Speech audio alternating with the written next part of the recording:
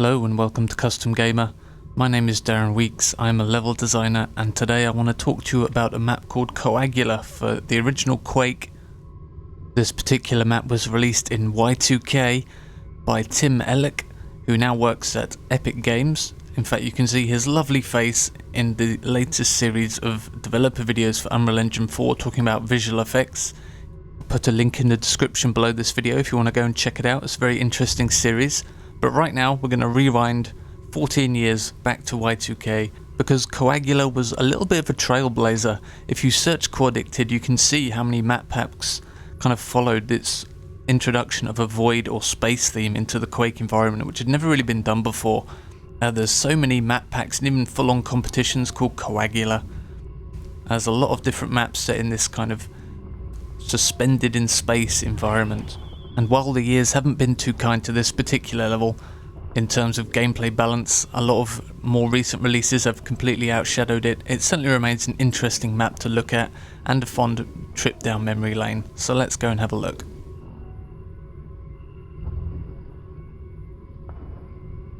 So just in case you've been living under a rock for the past 14 years, a so-called space map is a map suspended in space where you can't see what is around you. The first few games to use this were Quake 3 Arena and Unreal Tournament, the original in 1999. Especially what comes to mind is Q3DM17, if you remember that level, the longest yard, with all the jump pads going all over the place. Now this map was released in 2000, so it's probably very much inspired by those kind of maps. And as you can see here, falling to your death is very easy to achieve. In fact, there are some very horrible murder holes, I like to call them, in this map, where tiny little holes where you can just innocently walk into them if you're not watching where you're going.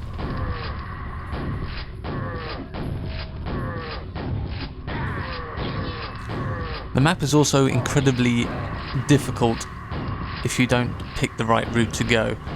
There's very much a case of watching for line of sight, because as soon as you pop round a corner, a whole bunch of enemies can see you and start to pounce on you almost instantly. It very much took me a couple of tries to get this demo recorded because I'd walk around the corner and aggro half the map. The ammo situation can be a little bit tight at the beginning as well. You really have to encourage a lot of monster infighting, which is fairly easy to achieve thanks to all the Hell Knights and Fiends everywhere. Now there are some hidden areas here. These aren't marked as secrets. The map does say 0 out of 0 secrets, but there are a couple of hidden areas. I really feel like there could have been more. That's something this theme is really good at, kind of hiding things on the ledges, kind of in the darkness. And in fact, this is something that Elek does in later iterations of this theme. There are actually 3 Coagula maps which Elek made, and of course all the others from various competitions. And you can really see the progression in the kind of maturity of the theme as the maps go on.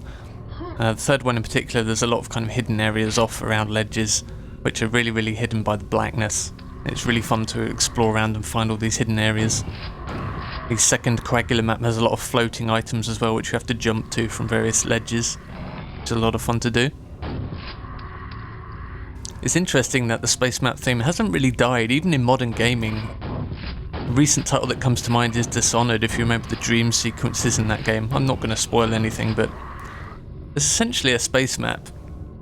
I mean, it's got a beautiful skybox which hides the fact a bit better, but it's essentially a space map where you're jumping around on platforms. It's really interesting that you can kind of see where these ideas originated from by looking back at past games. So getting back to Coagula then, as you can see, the visual theme is very much id Runic.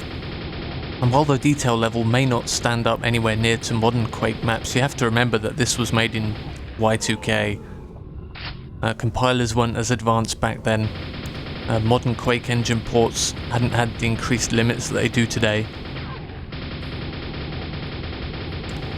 And the very nature of space maps makes them very hard to optimize, especially in Quake, where you have such limited control over portals and vissing and all that kind of stuff. It's kind of interesting how with modern Quake maps I don't think anyone really worries about the render speeds anymore. Whereas back in these times you kind of got a little bit worried when your R speeds got over kind of 1,000 or 1,200 or so. Whereas these days, it'd probably be very, very scary to look at some of the more recent maps' R speed values. They definitely push the engine to areas that it was never really designed to go. Thank God for modern engine ports letting us do this kind of stuff.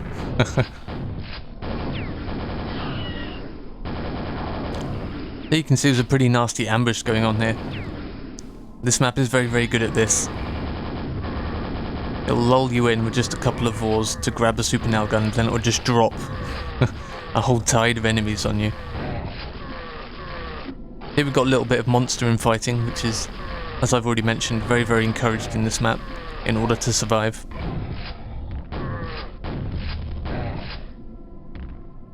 Now the map really tries to kill you. You press this red button over here and it opens up a small wind tunnel, as you can see here when I hit the button. Now, my specialist advice, do not go up the wind tunnel. It is a trap. Pure and simple. We will spring the trap in this demo just for entertainment's sake, but if you want to survive, I suggest going up the stairs here. The main issue here is that you're completely blind as you're going up this wind tunnel. You have no idea what's up there, and it spits you out into a room full of fiends, ogres, hell knights, all manner of lovely creatures which really want to kill you. Whereas if you take the stairs, you have a lot more tactical maneuverability. It's much more in your terms here. Luckily in this demo, I do just about manage to escape.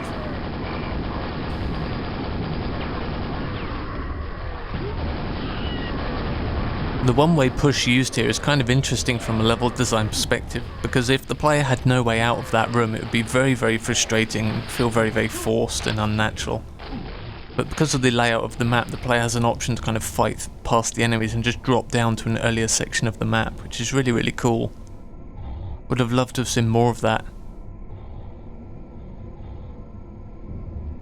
It's definitely much more prevalent in the next few Coagula maps, which I may do videos of if there's enough interest. So the one plus of going up the wind tunnel route is that you aggro everything and they start running around all over the place. You can actually start a lot of monster infighting this way, which is again a very big plus in this map.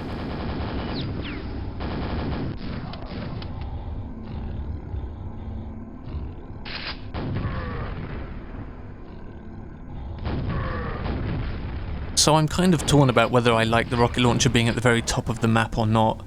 One of the great things about this theme is that the level is so open, you have a lot of room to kind of rocket jump or grenade jump up to ledges and all this kind of stuff, and having the rocket launcher at the very top of the map kind of destroys a lot of that interesting gameplay, where you can kind of rocket jump up to platforms and get places you really shouldn't be. I think it would have made the level a lot more interesting if there was perhaps a grenade launcher and a secret at the bottom of the map, or even a rocket launcher, just to give the player that much more mobility as they're exploring the rest of the level. So as the map draws to a close here, we get to the top and we have to find 4 buttons in order to open the exit teleporter. They are of course hidden all around the top area of the level. We've got one more left to go, which is hidden on the ledge. Now the only issue I have with the ending of the map here is that once you hit this final button, you get the sequence completed message and then absolutely nothing. Typically you'd have a message saying, now find the exit, or look for a teleporter, you know, some kind of hint as to what to do next. You're really not given anything at all, and it's very easy to miss this teleporter because it's really not signalled that well. There you go, 8 minutes. 61 kills, Coagula, the map that spawned many sequels, copycats and competitions.